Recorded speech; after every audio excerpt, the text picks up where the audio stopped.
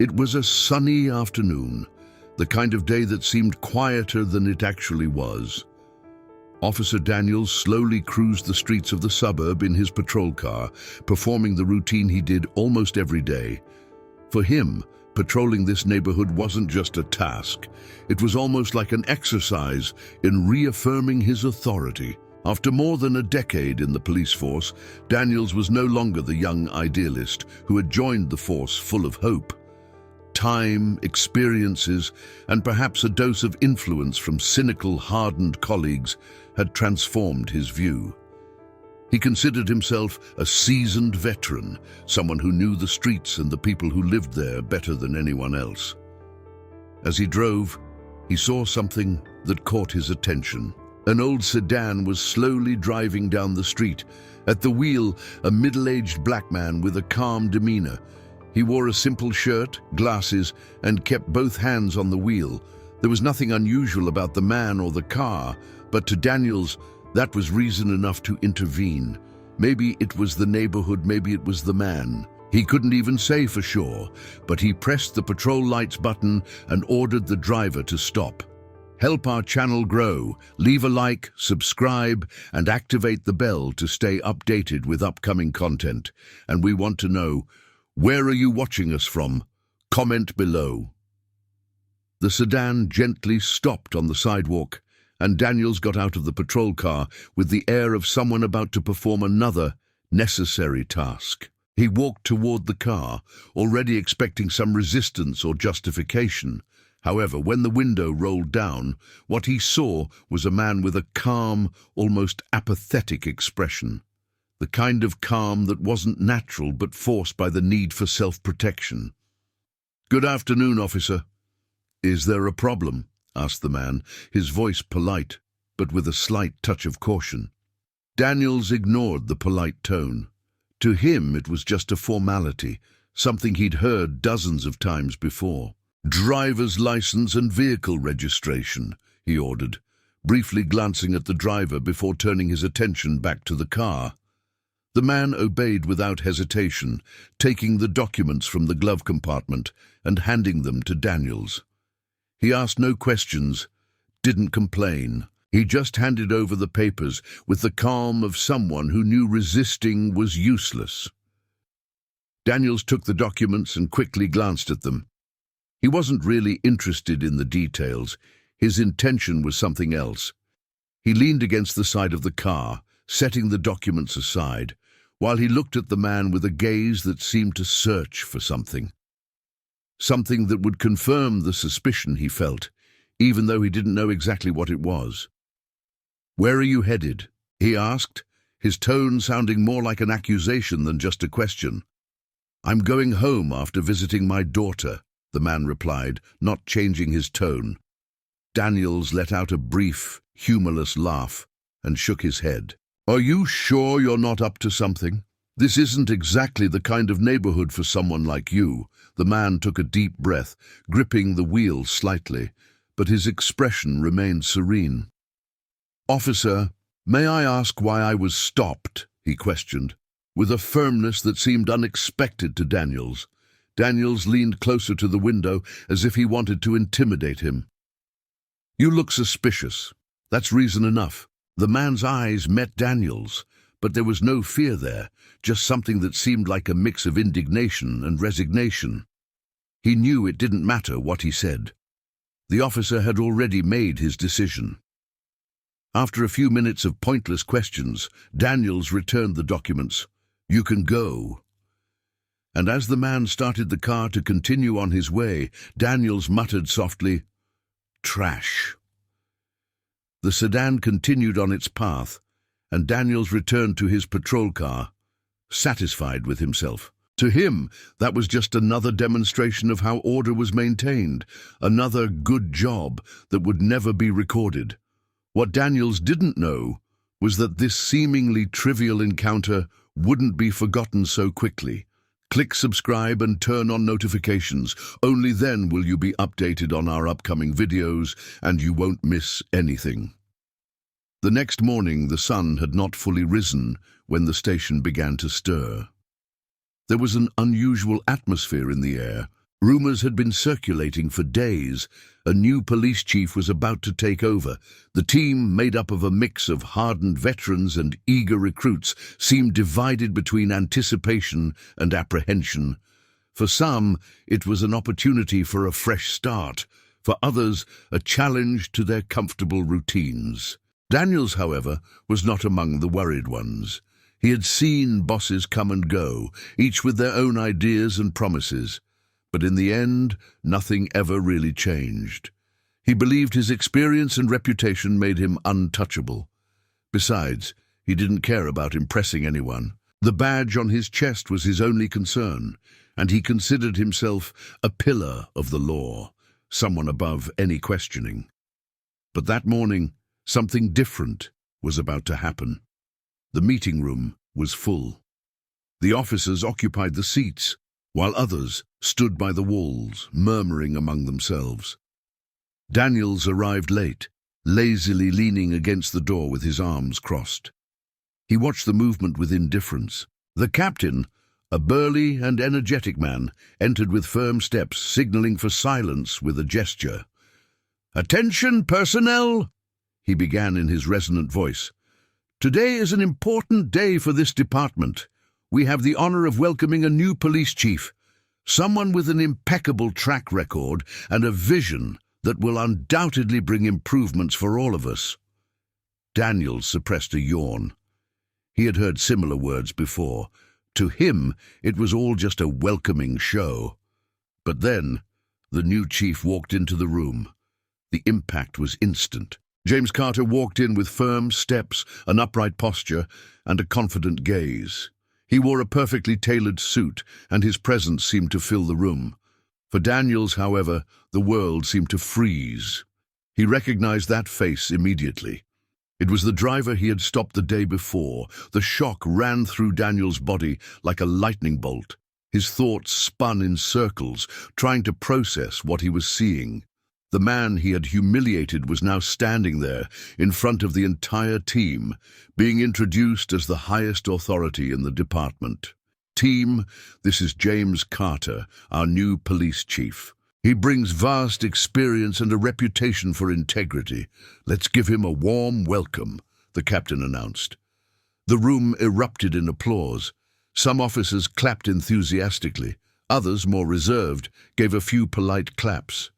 Carter thanked them with a subtle smile, but his eyes scanned the room, observing each face. When his gaze met Daniels, there was a brief moment of recognition. Carter maintained his smile, but something in his eyes suggested he hadn't forgotten. "Thank you, Captain, and thank you all for the warm welcome. I look forward to working with this team and building something we can all be proud of," Carter began, with his deep and calm voice. "I believe in 3 core values: respect, responsibility, and justice. These are the pillars that should guide not only our actions as officers, but also as human beings. My goal here is to ensure that these values are applied every day, both inside and outside this station." As Carter spoke, Daniels felt the weight of every word. It was as if the new chief was speaking directly to him, exposing his character flaws in public. He crossed his arms, trying to maintain composure, but his face was hot and his mind was in turmoil. After the speech, Carter began to walk around the room, greeting the officers. Daniels watched from afar, hoping not to be approached, but he knew it was inevitable. When Carter finally stopped in front of him, the room seemed to fall silent. Daniels tried to appear relaxed, but the tension in his body was evident. "Officer Daniels, right?" Carter asked, extending his hand. Daniels swallowed before responding. "Yes, sir. Welcome." Carter shook his hand firmly, his eyes locked with Daniels. "We've met before, haven't we?" Daniels hesitated. He knew lying was not an option. "Yes, sir. Yesterday." Carter's smile remained, but there was a touch of intensity in his expression.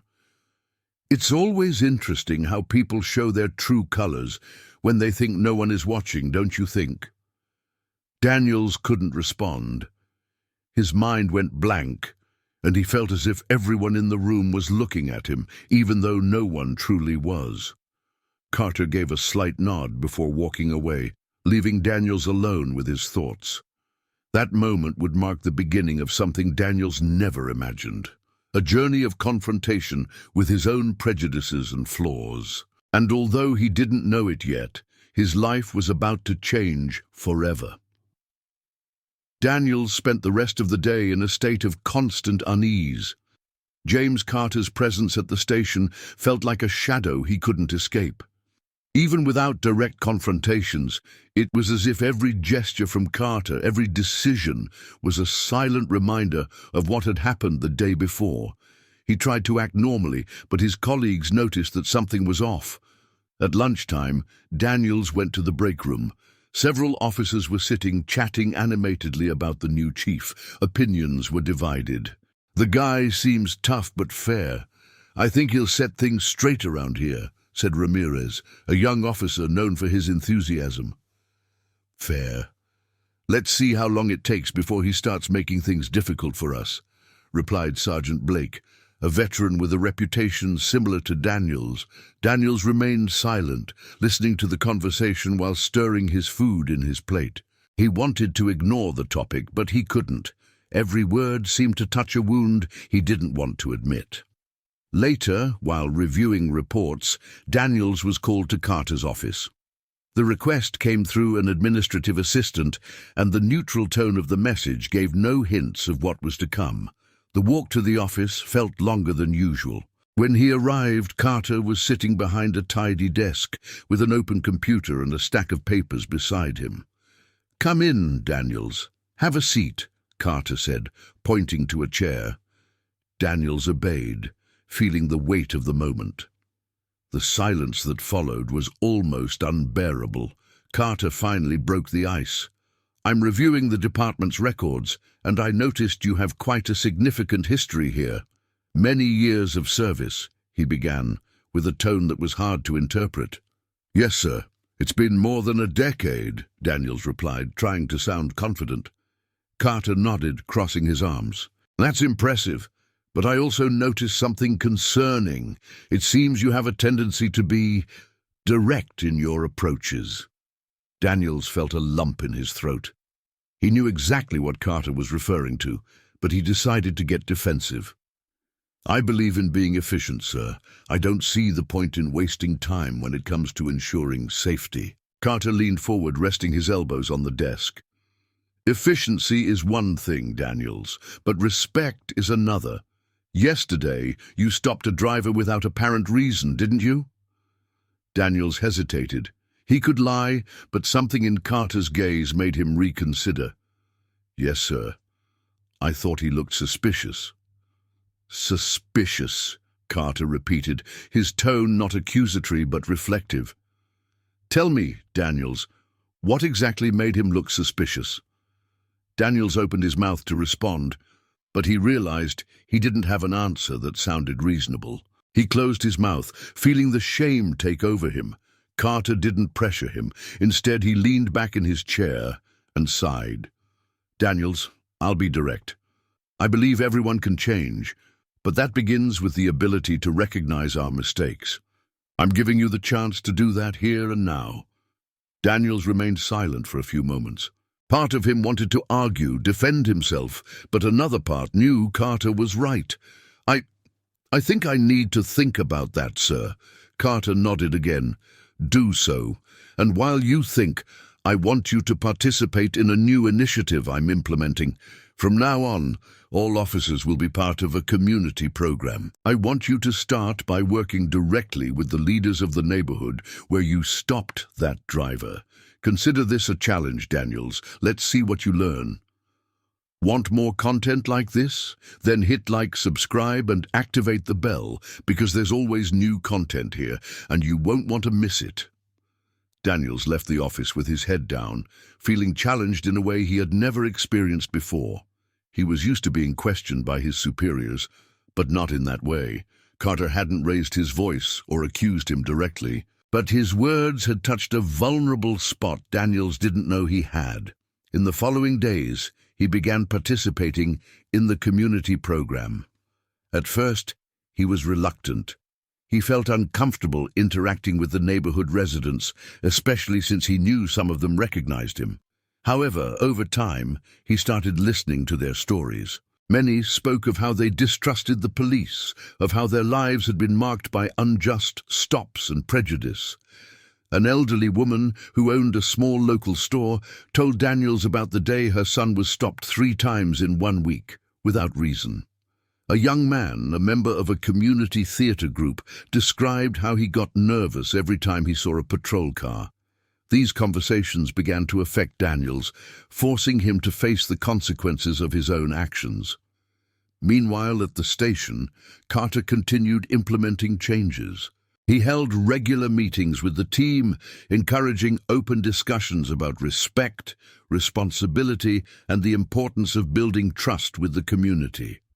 Some officers, like Ramirez, embraced Carter's ideas, while others, like Blake, openly resisted, creating internal divisions. For Daniels, every day was a test. He began to realize that his resistance to Carter's changes wasn't just about the job. It was something deeper, something he needed to face within himself. Daniels spent weeks immersed in a mix of discomfort and self-discovery. The community program, which he had initially dismissed as a disguised punishment, began to reveal aspects of the community he had never considered. Each interaction challenged his assumptions and prejudices, forcing him to see people beyond stereotypes and simplistic categories. One day, during a community meeting organized by Carter, Daniels was invited to listen to the residents' concerns. The room was filled with diverse faces, worried parents, anxious young people, and community leaders firm in their convictions. Carter opened the meeting with his calm and controlled presence, setting a tone of mutual respect. "We're here to listen," Carter began, looking at the residents with an expression that blended seriousness and warmth. "Trust isn't built overnight, but I believe we can take the first step today." The residents began to speak, one by one, about their experiences with the police. Some stories were of frustration, others of fear. Daniels felt the weight of each word. He listened to mothers who taught their children to behave in a certain way when they saw a patrol car, young people who felt the need to carry extra documentation to avoid problems, and local shopkeepers who feared retaliation if they questioned authority. "I remember you." "Officer," said a middle-aged man standing up. He pointed at Daniels with a firm finger. "You stopped me without reason a few weeks ago, and I know exactly why. It had nothing to do with my car or how I was driving. It had to do with my skin." Daniels felt uncomfortable, noticing all the eyes directed at him. He wanted to defend himself, say that he was just doing his job, but he knew that would sound empty, so he did something he had never done before. He stayed silent and listened. When the meeting ended, Daniels found Carter in the hallway. The chief was talking with some community leaders. When he saw Daniels, he finished the conversation and approached him. "Tough to hear, huh?" Carter asked, with no judgment in his voice. Daniels nodded slowly. "I didn't know they felt that way. I didn't know I was part of that." Carter placed a hand on Daniels' shoulder. "Recognizing it is already an important step, but what you do with that recognition is what really matters." In the following days, Daniels became more actively involved in the program. He accompanied a group of young people on a walk through the neighborhood, visited local schools, and even participated in a community theater workshop organized by the residents. There, he saw something that surprised him. A play based on interactions with the police, where one of the actors portrayed an authoritarian and prejudiced officer. The portrayal was uncomfortably familiar. After the performance, Daniels approached the young actor who had played the police officer. "You were very convincing," Daniels said, trying to hide his discomfort. The young man smiled. "I based it on what I've seen. But to be honest, I hope it's not always like that." Those words stayed with Daniels. He began to reflect not only on his past actions, but also on how he could do things differently in the future. Meanwhile, at the station, Carter's changes continued to create tensions. Some officers began to openly complain. Blake, in particular, became a vocal critic, accusing Carter of being soft on the community and weakening the police force's authority. "This is a police station, not a community daycare," Blake said during a meeting, his voice filled with disdain. Carter remained calm but firm. "The job of the police isn't to intimidate. It's to protect and serve, and the only way to do that is by earning the trust of the people we serve." Daniels, who would have agreed with Blake before, now found himself conflicted. He was still struggling with his own prejudices, but was starting to see the value in Carter's words. The tension reached its peak when a complicated case emerged. A robbery at a local store put the community on alert, and Carter assigned Daniels to lead the investigation.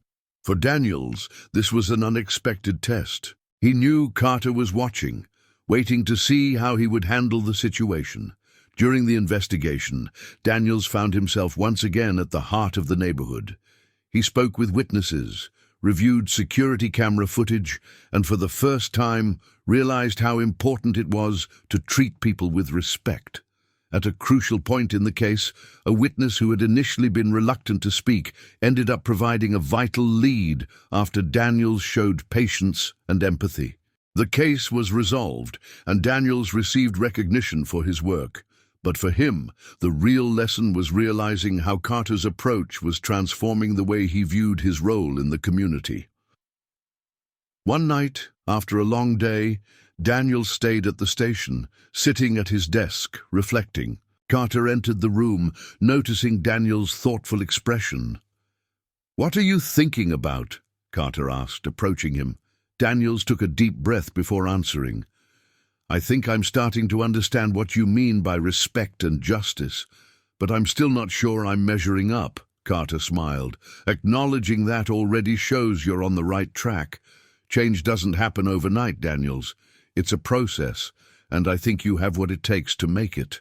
The days began to turn into weeks, and Carter's presence at the station wasn't just still felt, it was beginning to redefine the atmosphere. For some, like Ramirez, it meant a new era of respect and inclusion. For others, like Blake, it was a direct challenge to traditional authority and the way things had always been done. And in the midst of all this, Daniels found himself in an uncomfortable place, a man caught between his past and a future he still didn't know how to embrace. One Saturday morning, Daniels was assigned to participate in a community fair organized by the station in collaboration with neighborhood leaders. The event aimed to bring police officers closer to the local population, with workshops, activities for children, and open discussions on public safety. To Daniels, at first, it seemed like just another boring formality. But when he arrived at the event, something inside him began to change. There was a stage set up in the center of the square, and Carter was there, talking to children and teenagers who seemed delighted by his approachable and friendly demeanor. As Daniels walked through the area, he saw families smiling, young people participating in sports activities, and officers interacting with residents in a genuine way. It was a scene that seemed almost surreal to him, having always associated his profession with authority and control, not with something so human. A woman approached him, holding a small child by the hand. Daniels recognized the woman. She owned a market he occasionally visited during his patrols. "Officer Daniels, may I speak with you for a moment?" the woman asked kindly.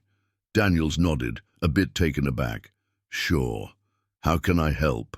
The woman gave him a slight smile. "I want to thank you for something you did. My daughter told me she saw you visit her school last week. She said you were polite, that you spoke about how important it is to respect each other. That means a lot to me. My daughter has always been afraid of the police, but I think you changed that a little." Daniels was surprised. He hadn't expected to hear something like that. "I'm glad to hear that. It's important for children to trust us." The woman squeezed her daughter's hand a bit tighter. Yes, and I think you're starting to understand that too. The woman's words stayed with Daniels for the rest of the day. He began to realize that, although he had initially been reluctant, his involvement in the community program wasn't just changing the way he saw others, it was also changing the way others saw him. Meanwhile, at the station, the internal tensions continued. Blake, increasingly unhappy with Carter's changes, began organizing informal meetings with other officers who shared his opinion. They complained that Carter was weakening the force, that the approach to the community was a waste of time, and that the station should refocus on real work. Blake became a polarizing figure, and Carter noticed it. One day, Carter called Blake for a conversation in his office. The sergeant walked in with his shoulders squared, clearly ready for a confrontation. "Sergeant Blake, I know you have some concerns about the direction we're taking here," Carter began with a calm tone. "It's not just my concerns, Chief. Many here think we're losing focus. Our job is to maintain law and order, not hold community events," Blake replied firmly. Carter leaned back in his chair, watching Blake for a moment before responding. "I understand your point of view, but let me ask you something. When was the last time you walked through this neighborhood and listened to what the people have to say?" Blake hesitated. "I do my job. I don't need to hear complaints to know what needs to be done." Carter nodded slowly, but his gaze grew more intense. "Maybe that's why you don't understand what we're trying to do here. The trust of the community is the foundation of our work. Without it, the law and order you speak of are just empty words." Blake didn't respond, but something in Carter's tone made him uncomfortable. He left the office, muttering something, clearly affected by the conversation. Meanwhile, Daniels began noticing changes in himself. He became more attentive to his actions, more reflective about his interactions with colleagues and residents. Although there were still moments when his prejudices surfaced, he was learning to recognize and question them. On one occasion, he was called to intervene in a situation involving a teenager accused of stealing from a local store. In the past, he would have dealt with the young man harshly without considering the circumstances. But this time, he decided to listen. The teenager, nervous and on the verge of tears, explained that he had been wrongly accused by an employee who had watched him with suspicion because of his appearance. Daniels analyzed the evidence, spoke with witnesses, and realized that the boy was telling the truth. Not only did he resolve the situation, but he also spoke with the store manager, explaining the importance of avoiding assumptions based on prejudice. It was a small gesture, but for Daniels, it represented a significant step. At the end of the month, during a general meeting, Carter highlighted Daniels' progress. "I want to recognize Officer Daniels' work over the past few weeks. He's shown that the true strength of a police officer isn't just in enforcing the law, but in building bridges with the community we serve. That's something we can all learn from," Carter said, looking directly at Daniels. Daniels felt a mix of pride and humility. He knew he still had a long way to go, but for the first time, he felt like he was heading in the right direction. The atmosphere at the station began to change noticeably. Carter's work and Daniels' active participation in the community program began to influence other officers.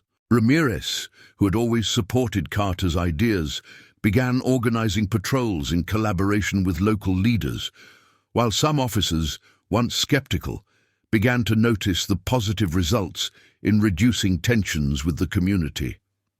Daniels, on the other hand, found himself in an unexpected position, from initial resistance to almost becoming an example for his peers.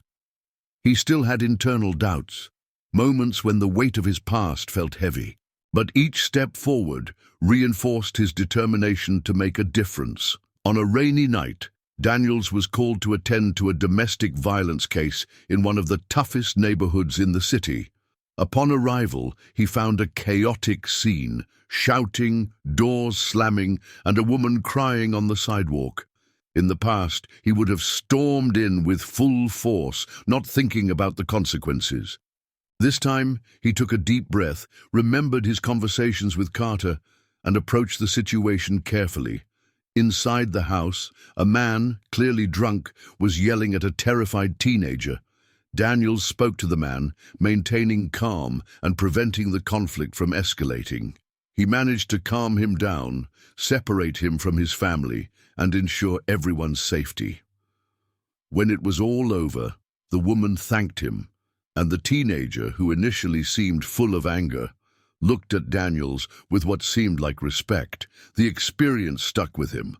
For the first time, he felt that he was truly helping, instead of just following protocols. Later that night, he found Carter still at the station, reviewing reports. "Good evening, Chief," Daniels said hesitantly. Carter looked at him with a slight smile. "Daniels, how did the case go?" Daniels nodded. "It was different. I think I handled it better than I would have before." Carter tilted his head, studying him for a moment. "Different is good. That's how we grow." Daniels felt the weight of those words as he left the room, knowing he was changing more than he had ever imagined. Weeks later, the station faced its biggest test since Carter's arrival. A protest was organized to draw attention to social justice issues and the relationship between the police and the community. There were fears the protest could turn into a confrontation, as had happened in other cities. Carter decided his approach would be different. He ordered that the officers be present but unarmed, with security maintained through dialogue. The decision caused division among the officers. Blake, in particular, strongly protested. "This is a mistake, Chief. If things get out of hand, we won't have a way to respond," he said during a meeting. Carter remained calm but firm. "If we show that we're here to listen, not to intimidate, I trust the protest will remain peaceful, but that requires that all of you trust the plan." Daniels, sitting in the meeting room, felt torn. Part of him still feared the unknown, but another part knew Carter was right. He had seen how the chief's changes had started to make a difference, and he decided to support the approach. The night of the protest, Carter led the officers as they walked through the neighborhood. Daniels was by his side, observing the crowd. The protesters were holding signs and chanting slogans, but the atmosphere remained calm. Carter, with his imposing yet approachable presence, interacted with the protest leaders, listening to their concerns and ensuring that their voices would be heard. At a critical moment, a small group started to stir the crowd, attempting to incite violence. Daniels, acting on instinct, approached the group and managed to talk them down before the situation escalated. His calm and respectful approach was enough to cool the tensions, and the event ended without incident. The protest was seen as a milestone, an example of how the police and the community could work together to seek solutions rather than conflicts. Carter was widely recognized for his leadership, but for him, the real success was seeing how his team had changed. Daniels, in particular, became a symbol of that transformation. In a final meeting to discuss the results of the event, Carter looked directly at Daniels. "Officer Daniels, I want to recognize your work yesterday. Your approach showed that you not only listened, but learned. And that's something not everyone can do." Daniels felt a mix of pride and humility. He knew he still had a long way to go, but he was determined to continue. For the first time in his career, he saw his profession not as a display of power, but as an opportunity to serve. When the meeting ended, Carter called Daniels aside. "You did a good job, Daniels. I'm proud of how you've grown. But remember, the work never ends. Change is continuous." Daniels nodded, feeling the weight of those words. He knew his journey of learning was just beginning, but for the first time, he felt he was on the right path. Thus, the station, under Carter's leadership and with officers like Daniels, began to redefine what it meant to serve the community. showing that respect, justice, and responsibility weren't just words, but values that could transform lives. If this story inspired you, leave a like to support the channel and subscribe to see more content like this. Don't forget to activate the notifications so you don't miss the next chapters. And tell me where you're watching from. We love hearing from every corner of the world where our channel reaches.